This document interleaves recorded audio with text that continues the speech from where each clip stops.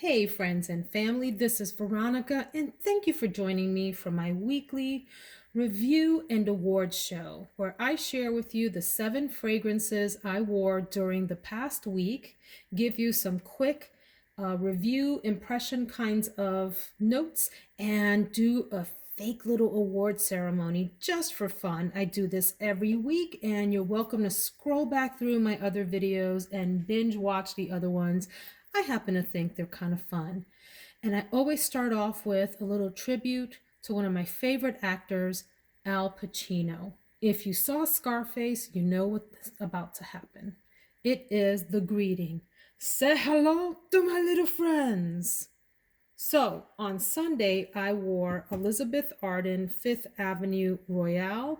A quick phrase about this: it is a very mature, resinous, deep kind of fragrance, very sultry. It's got a liquor, raspberry set of notes at the top that are just, yeah, just nice and very inexpensive, you guys. This is a gem. On Monday, I wore Amo Ferragamo by Salvatore Ferragamo, and this is a floral and citrus fragrance, very light, effervescent, a happy fragrance. On Tuesday, I wore Femme eau de parfum by Armaf. I am not even sure what to say about this fragrance except that it is a fail for me. I'll talk more about this let's talk about this now. When I reviewed this, and I have a different review video for each of these fragrances, every day that I wore them, you can go see the specific review for them. The day that I wore this, I offered to send this to someone if they were interested, and I had no taker. So what does that tell you? This is a fruity floral that's supposed to imitate a Killian fragrance and just doesn't do it. Forbidden Games. Nope. And then Wednesday was Roohy Tehbak by, I think it's the house, is it Rasasi? This is delightful. A really creamy, soft, powdery, floral, very feminine. Thursday, I wore Samsara Eau de Parfum from Guerlain. This is a reformulation in the new B bottle. This is a spicy sandalwood-based fragrance that was a fail, but not because I don't like it, but because my husband hated it so very much. Like, it repulsed him to the point where I felt bad wearing it and had to put something else on. He didn't ask me to, I just did. I just couldn't do that to him all day long. So that's Samsara, one that I will have to wear on my own without my family around. On Friday, I wore Thank You Next by Ariana Grande. This is a coconut and pear and macaron, lovely tropical delight. And then finally today on Saturday, I wore Calvin Klein's Escape, which is to me a floral marine fragrance, mostly marine, as in like oceanic. All right, next we get into, let's talk about longevity on these real quick before we get into the awards. What didn't last on me this week? Despite what the reviews say about this Armaf lasting long, it didn't on me, and I was glad for it. I ended up covering this up with the very super duper beautiful Olympea Aqua. You guys, this is one of the most gorgeous fragrances ever. I'll review that another time, but it saved the day. Actually, that's not true. I'm sorry. I covered up Samsara with Olympea. I did not cover up Armaf. I suffered through that, I think. Anyway, this one didn't last very long on me. I think Amo Ferragamo lasted maybe a half day, a little bit more, and it got really soft. Fifth Avenue Royale was also like a half day fragrance. Roohy Tehbak, same thing. Ariana Grande, the opening of it that I love so much, that juicy coconut pear, is not long lasting. It's maybe like an hour long, and then it mellows down into the middle notes. But I will say this about Ariana Grande: I smelled it on my clothes the next day. So even though I couldn't smell a lot of it later, it seemed to really last long on clothing. Samsara lasts a long time, you guys. You have to scrub that one off. And Escape lasts a long time. Okay, numbers 1 through 10. What's my rating of these? I would give Fifth Avenue Royale a good 6.5. It's nice, maybe even a 7. Amo Ferragamo gets a 7 because it's effervescent and light for me, and I like that. This La Femme gets a 2. I'm not even going to explain that. Roohy Tehbak, I would give a 7 and 7.5 maybe. Samsara, minus the factor that other people couldn't stand it. For me, let me sniff you again. Samsara, come on over here. Yeah, it's really interesting. I would give this a 6.5 for me, myself, not other people's opinions included. Ariana Grande, thank you. Next, I would give a 7.5 and an 8.5 if the opening lasted longer. It's a really gorgeous fragrance. And Escape, I would give a 7.5 as well. Now, the awards. The awards, drum roll.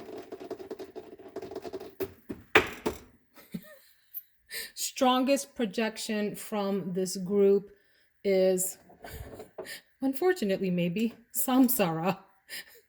This one pushes out into the room. People are going to know you have this on. They're going to smell you from across the room. The best sillage, what I mean is what smells, what leaves a nice scent trail far behind you and it smells good. It has to have those two factors to have the best sillage. I'm going to give that to Escape. This is a powerhouse beast mode fragrance in my mind. It lasts a long time. It does project far too, but it's got some really nice sillage where people come up to you and ask what you're wearing. They didn't do that when it first came out in the 90s because everyone was wearing it. But today, where it's more rare, a rare fragrance, people will want to know what you're wearing when you have that on. Which of these is the most comforting? Definitely this Roohy Tehbak. There's something really soft and feminine about it that I would consider a comfort kind of smell. The most alluring of these is Fifth Avenue Royale. It's got that really mature, deep, decadent, rich kind of fragrance to it. The most interesting of these. So interesting means there's something about it that keeps you wondering and sniffing.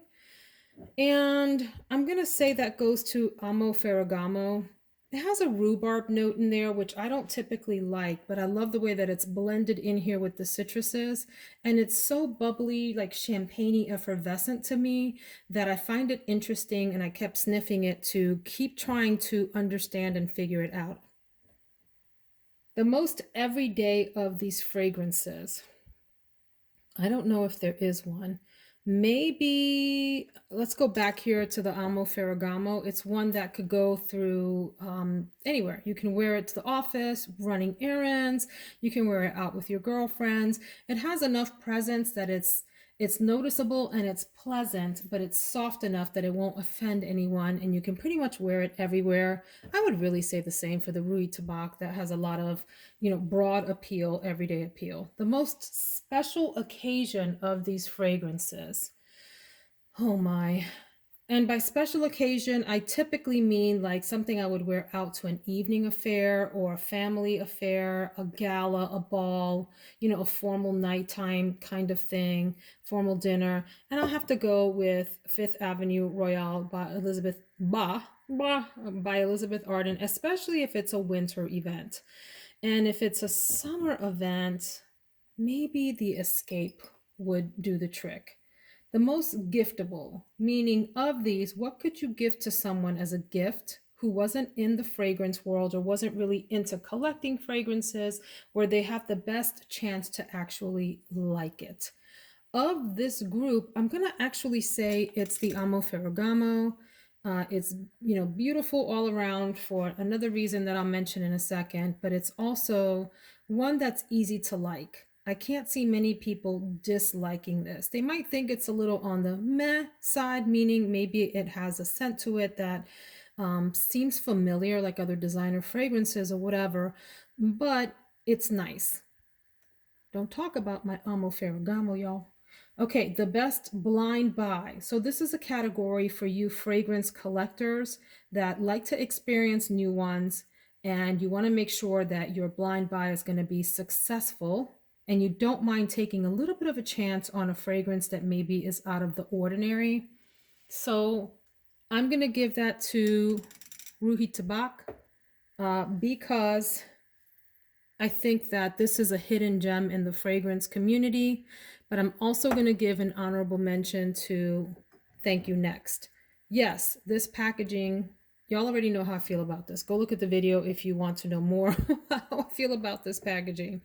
But what I will say about this is people sleep on this fragrance. They judge it because it's a celebrity fragrance. They judge it because it's Ariana Grande and she's younger and easier to sort of poo-poo on, if you will, compared to more established celebrities. Well, she's super established. That's not what I meant. Older celebrities that people associate with being more classy. Okay, let's just leave it at that. You can interpret that how you want. But I'm sorry. Little Miss Ariana Grande created quite a lovely fragrance. This is beautiful. I said in the video for this that it's a super strong like, maybe a love. I'm gonna go on and move it into the love category. This is super duper nice despite the ridiculous packaging. Yes, it doesn't last long, but for the price, I don't mind reapplying it. And like I said, even though it seemed to me like it didn't last long, it stayed on my clothes all day into the next day. Okay, so there's something there. Go ahead, Ariana. I see you, girl.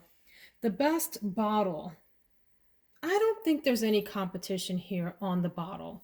And by the way, I do like this Fifth Avenue Royale bottle. If this wasn't a sticker, this front part, because it has like, you know, 3D effect there, or relief is what I mean, I would probably choose this.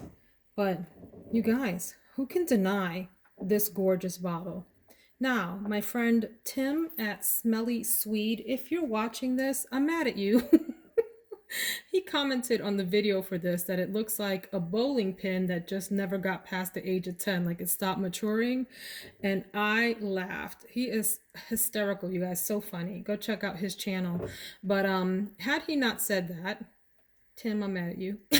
This is really one of the most gorgeous bottles in my collection. It's heavy, it weighs a lot, it's thick, it's got an ombre effect, and this beautiful graduated metallic look here with a what looks like a crystal ball with the Ferragamo stamped in the middle of it. It's a masterpiece of a bottle, really quite beautiful.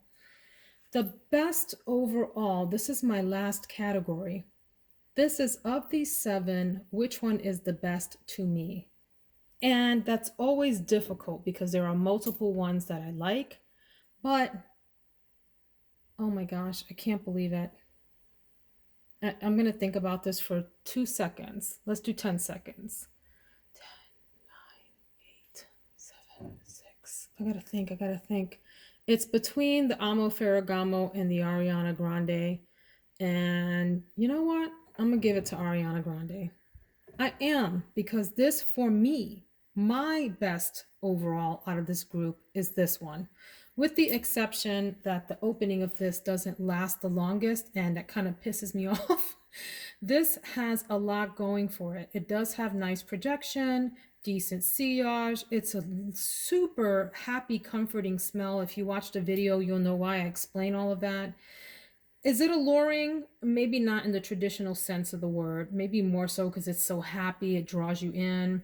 I could wear this every day. I could rock this at a special occasion and feel perfectly happy doing that. I would gift this to the right person easily. It would make a nice gift if the person could get past this hideous packaging. And it was a really successful blind buy for me. I was surprised by it. I was expecting to hate it, and I loved it. I love it now. The bottle, if you take away that goofy Easter egg cracked heart shell, this bottle's not half bad. It's not the best in my collection, but it works. So Ariana Grande, thank you next. You took it. That is my award show. I hope you enjoyed this. If you did, please subscribe if you haven't already. And if you're returning, I really appreciate you taking some time to chill with me again. All right, we'll see you in the next one. Take care.